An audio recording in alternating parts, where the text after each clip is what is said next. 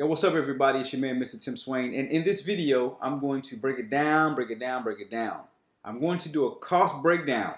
If you are considering moving to Ghana, how much money do you really need? I got too much grace, I got too much grace. You already know that I got too much grace, I got too much grace. I ain't got worry now, I got too much grace, I got too much grace. And I ain't even sorry now, I got too much grace, I got too much grace. Yeah. Yo, what's up everybody? It's your man, Mr. Tim Swain, and these videos are all about me moving from America to Ghana. And in this video, I'm just going to simply do a cost breakdown of roughly how much money does it take to live in Ghana. Keep in mind that the figures on this video will fluctuate based off your lifestyle, how much income you have, and then how much you spend. The biggest expense is going to be your housing.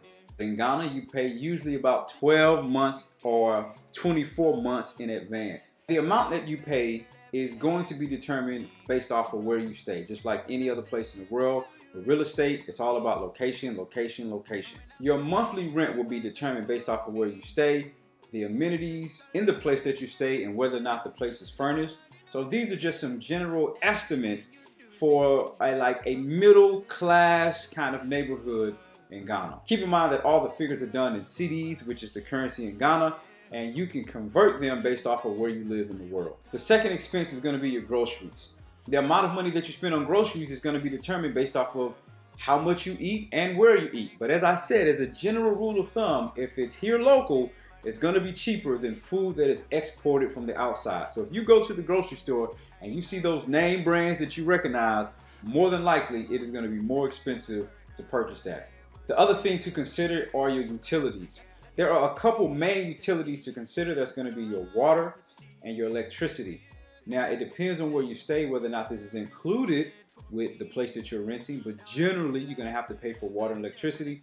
Also, there are other amenities such as like your gas for cooking, like whether or not you have trash pickup. Not you're going to have a gym membership. And your gym membership will vary depending on the size of the gym, the equipment that the gym has in it, the clientele of the gym, and the location of the gym. But as you can see, these are just some rough estimates to help you out when you're planning all of these different aspects in your Ghana lifestyle. Another important expense is going to be your phone and your internet. When I moved to Ghana, I bought a phone from the US and I also bought a local phone here in Ghana. But once I activated the phone that I brought from the US, I no longer needed the one that I had here in Ghana. And so typically in Ghana, you're going to have to pay for your phone credits. I think they have phone plans where you can just pay a monthly amount and then you have a certain number of non-expired minutes. I don't know if it is. Please drop it in the comment section. I usually just use credits that I buy, at the local MTN stand or something like that. And then also the internet. The internet that definitely depends on how much usage is in your household and whether or not you're going to be using your phone and other devices for internet. But these are just some general monthly costs for phone credits as well as data packages. Another expense, I know the ladies and I know some of the fellas like to stay fly. Every week at the barber shop, every week at the beauty salon, getting the nails done, getting the feet permacured. So if you want to do that in Ghana, you can do it. And once again, it depends on the location of the place or the places, and it depends on the clientele of the places. Typically speaking, for men's haircuts in Ghana, in the area that I'm in, will be about 10 cedis. However, if you go to a fancier place, you can end up paying 25 or you can end up paying 50 cedis. It all just depends on where you go. And so for my wife, I think the last time she got her hair done, it was under 40 cedis. And to get your nails done, to get your feet done, those kind of things, it just depends on where you go. These are just some general ranges. You have to consider whether or not you have children that will be attending school, and depending on the school that they go to will determine the fees. Another big consideration is house help. It's very common for people who come from the outside, who kind of migrate into like middle class Ghanaian lifestyle, to have house help. And that's somebody that really is around the house to do whatever you need, to cook, to clean, to run errands, to watch the kids. They just are around to help you in every way. There are some people who come every day to your house. There are some people who live in your house. It all just depends on what you want, what you can tolerate, what you have the personality for. But these are some general ranges for that. Insurances.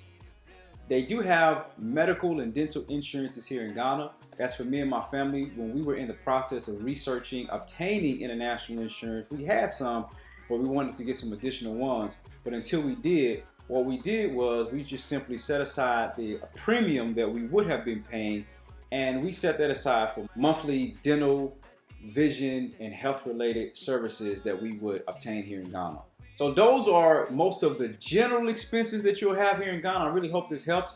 But just as an FYI, here are some other things to consider if you are developing a budget. Your health, dental, and vision insurances that you have wherever you are in your home country, and whether or not that will transfer here in Ghana and how much that will be. Typically, if you transition from a local policy to an international policy, it's going to be more money unless you're with a phenomenal company.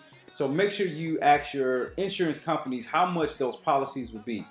Some other considerations would be things like one-time expenses like furniture that you have to buy, or transportation if you do that. Benevolence gifts. If you meet people and you want to buy something small here and there, just benevolence gifts to give out to people. If you have an organization, or you're going to rent an office, or you're going to work from home. All of these are other expenses to consider when you're developing a budget for Ghana. And one of the biggest things I think people don't think about when they are developing a budget for Ghana is their recurring expenses that they don't want to get rid of. Those are things like your life insurance, any other kind of other insurances that you may have in your home country that you don't want to get rid of because you need those, and you're going to be paying on those every month or every quarter or annually, even though you're going to be living here in Ghana.